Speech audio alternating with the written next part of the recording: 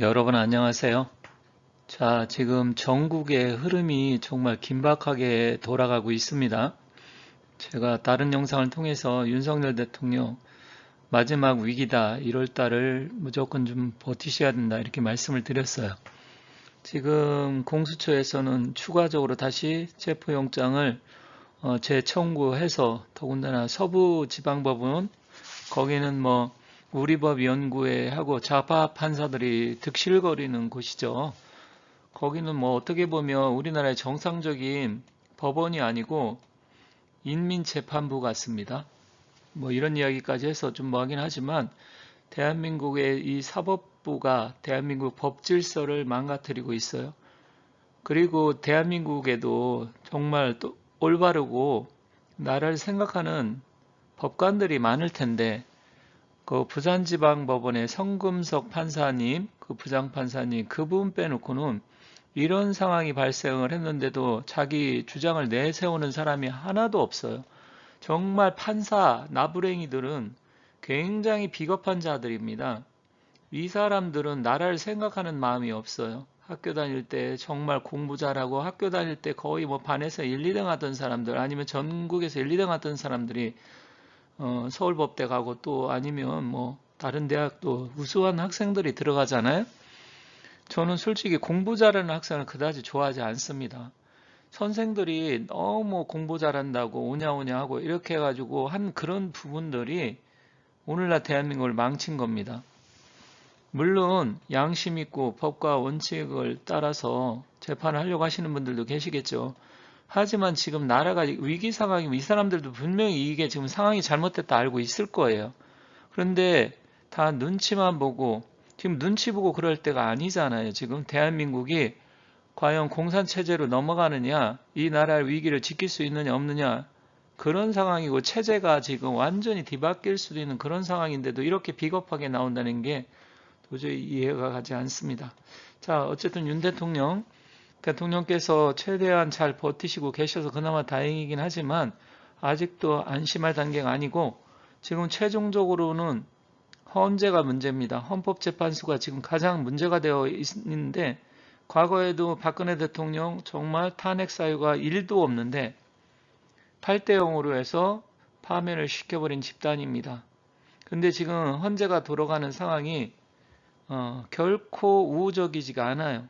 굉장히 요상하고 이미 결론을 내려놓고 짜 맞출 시기에 이런 판결을 내릴 가능성이 굉장히 커요.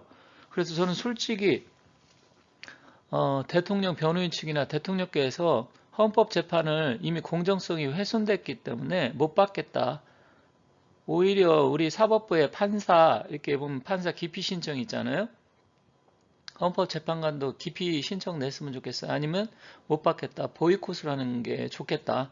지금 이거는 거의 뭐 내전 상황이기 때문에 대통령 측에서만 법질서, 법과 원칙을 지킬 필요가 없어요. 지금 재판관 자체가 지금 법을 안 지키고 있는 판인데 왜 피청구인은 대통령 측만 이 법을 딱딱 지켜가면서 헌법재판소에 끌려가야 됩니까? 이거는 정말 문제가 심각하다고 생각을 합니다. 많은 분들이 느끼시겠지만 지금 헌재가 굉장히 요상하다. 다 조금만 생각이 있고 또 현재 상황 돌아가는 거 관심만 갖는다고 하면 누구나 다 이거 이상하다 느낄 겁니다. 여기 보면 헌재가 내란죄 탄핵 사유 철회 권유 안 했다. 이렇게 소극적으로 안 했다. 그런 일이 절대로 없고 있을 수도 없다. 이렇게 말을 한 게 아니에요. 그런데 내란죄 재판부 권유로 생각한다. 국회 측에서는 이렇게 답변을 했어요. 근데 헌재에서는 자기들은 권유를 안 했다. 거짓말 시키고 있는 거죠. 그리고 지금 뭐 윤 대통령 헌재 내 체포 가능성 현재 밝힐 단계 아니야. 밝힐 단계가 아니고 체포도 할 수 있다는 소리입니까? 헌재가 무슨 체포 권한이 있어요? 지금 아주 이런 거 보면 굉장히 심각합니다. 윤 대통령이 예를 들어서 헌재 재판에 들어가서 만약에 변론을 하신다고 하면 이것을 헌법재판관이 그럼 체포를 하겠다 이런 이야기입니까? 헌법재판관이 판사, 일반 사법 형사 판사도 아니고 대통령을 체포할 수 있습니까? 구속할 수 있어요? 그런데 현재 밝힐 단계 아니야. 저는 이걸 보고 충격을 받았습니다. 헌재 내 체포 가능성이 있다 이런 거 물어보면 헌재는 그런 재판소가 아니고 또 탄핵에 대해서 그 심판만 하게 되는 그런 재판부다 이렇게 이야기할 거 아니에요. 그런데 현재는 밝힐 단계가 아니다. 그런데다 저 왼쪽에 있는 정영식 재판관, 저 양반 뭐 하는 사람입니까? 지금 자기가 주심 재판관이라 그래서 그래도 일부 보수층에서 그래도 그나마 다행이다. 대통령이 임명한 사람이고 그래서 좀 기대감을 가졌고 자기가 주심 재판관이면 자기가 현상의 재판을 이끌어 나가야 되는데 가운데 앉아있는 이미선이가 지금 모든 것을 다 주도하고 있는데 그냥 뭐 꽂아 놓은 보릿자루처럼 제지도 안 하고 그런 부분에 그냥 듣고만 있어요. 그리고 나이도 61년생이면 윤 대통령보다도 한 살이 적은데 나이는 뭐 갖고 따질 부분은 아니지만 뭐 머리도 하얗고 완전히 무슨 뭐 노인네 동네 할아버지처럼 지금 정영식 재판관은 뭐 하는 사람입니까?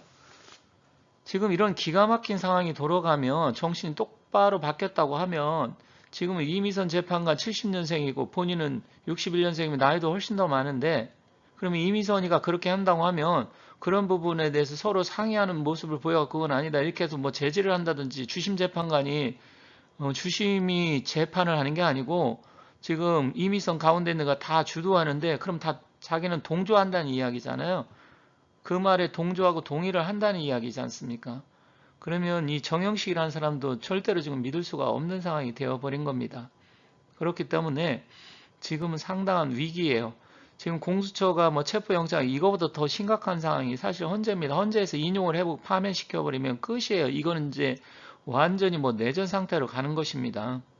그런데다 군대도 그렇고 경찰도 지금 좌파 빨갱이들 좌파 정도가 아니에요. 완전 빨갱이 같은 인간들이 득실거리고 있고 어떻게 보면 지금 우리 대한민국의 마지막 보루라는 군대마저도 그런 상황이 지금 되어가고 있어서 지금 심각한 상황인데 이 헌법재판소 만약에 이번에 제대로 못하고 이대로 해서 8대0 각자 서로 만장일치로 파면을 시켜버리면 대한민국은 정말 끝나버립니다. 이 사태를 지금 막아야 되고 모든 포커스를 헌법재판소에 지금은 힘을 역량을 집중시켜서 헌법재판소 자체를 지금 압박을 줘야 되는 게 아니고 재판관 한 명 한 명 개별적으로 압박을 줘야 됩니다. 그래서 당신들 재판 잘못해서 이상한 판결을 하게 되면 대한민국에서 살 수 없다. 이런 것을 심어주지 않으면 이 사람들은 아나무인 지네 만장일치다. 그러니까 따라라. 충분히 이렇게 하고도 남는다. 이렇게 보여져서 지금 심각한 상황이다. 이렇게 보여집니다. 그런 와중에 제가 윤 대통령의 유리한 점 복귀 가능성 이야기한 게 트럼프 대통령이 이제 취임을 하게 되면 부정선거 이런 부분에 대해서 조사 수사를 하고 또 한미 공조 가능성이 있다 이렇게 이야기했잖아요. 사실 트럼프 대통령에 대해서는 저는 뭐 개인적으로 아주 이렇게 좋아하는 편은 아니에요. 제가 전에도 영상에서 몇 번 말씀드렸지만 대한민국에 대해서 어떤 동맹관계에 대해서 너무 가볍게 행동하는 그런 부분, 말하는 부분 그렇지만 지금 상황이 바뀌었습니다. 지금 그런 약간의 아쉽고 마음에 안 드는 점도 있지만 지금 트럼프 대통령이 절실하게 도움이 필요하기 때문에 트럼프 대통령이 도와줘야 돼요. 그리고 지금은 이제 트럼프 대통령 자체가 2기 때는 1기하고 좀 달라져서 중공을 좀 무너뜨리는 이런 전략을 갖고 있기 때문에 그렇게 된다고 하면 저 역시도 트럼프 대통령을 적극적으로 뭐 인정하고 지지합니다. 왜냐하면 지금 경제 상황도 중요하지만 나라가 망하고 공산체제로 넘어가고 그러면 경제가 무슨 소용이 있습니까? 사실 그렇잖아요. 그렇기 때문에 지금은 심각하고 위기 상황이기 때문에 미국에서 트럼프 대통령 측에서 윤 대통령한테 어느 정도 힘을 실어주고 도와준다 하면 그러한 부분을 우리는 또 기대하고 있고요. 또 그렇게 해야 된다고 저는 생각을 합니다. 그런데 또 다행히 일론 머스크나 트럼프 대통령 측에서 지금 이런 상황을 다 인지하고 있고 윤석열 대통령을 도와주려고 하는 이런 게 여러 가지가 나타나고 있기 때문에 그런 부분에서 상당히 기대하고 저는 고맙게 생각을 합니다. 그렇기 때문에 지금은 뭐 좋아하고 안 좋아하고 이런 차원의 문제가 아니에요. 그런 단계는 이미 지났습니다. 그렇기 때문에 저는 미국의 트럼프 대통령하고 윤 대통령의 공조가 절실히 필요하기 때문에 트럼프 대통령이 도와줄 것이다 이렇게 생각을 합니다. 그리고 지지율이 최근에 상승 중이긴 하지만 50%를 넘어야 되고요. 특히 2030 젊은 세대의 지지율이 50%가 넘어야 됩니다. 지금 아직 40% 갖고 안심할 수 없어요. 언제든지 좌파 언론과 좌파 또 그 여론조사 기관이 이것들이 또 마사지를 해가지고 뭐 20% 이하 아니면 30% 초반을 또 떨어졌다. 다시 하락하고 있다. 얼마든지 여론 조작할 가능성이 큽니다. 그렇기 때문에 아예 그런 거 못 나오게 50%를 넘겨버려야 됩니다. 그리고 2월 4일 입춘이 오면 대통령한테 기운이 유리하게 흘러갑니다. 그런데 지금 1월 정축월인데 가장 지금 험난한 시기고 또 현재에서 2월 4일까지 입춘 전까지 이것들도 이런 걸 아는 것 같아요. 그렇기 때문에 변론기일 5일을 지정을 해서 빨리빨리 지금 하려고 이런 온갖 꼼수를 다 부리고 있습니다. 그런 상황이기 때문에 지금은 긴장의 끈을 늦출 수가 없다. 이렇게 생각하시면 되겠습니다.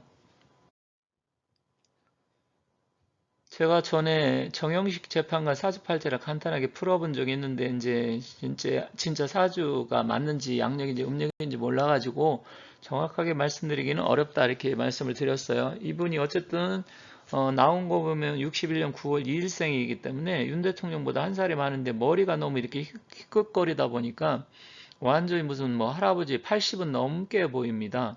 지금 정영식 재판관 정말 당신이 이 대한민국을 살릴 수 있습니다. 제발 정신 똑바로 차려가지고 엉뚱한 판결 내리면 절대로 안 됩니다.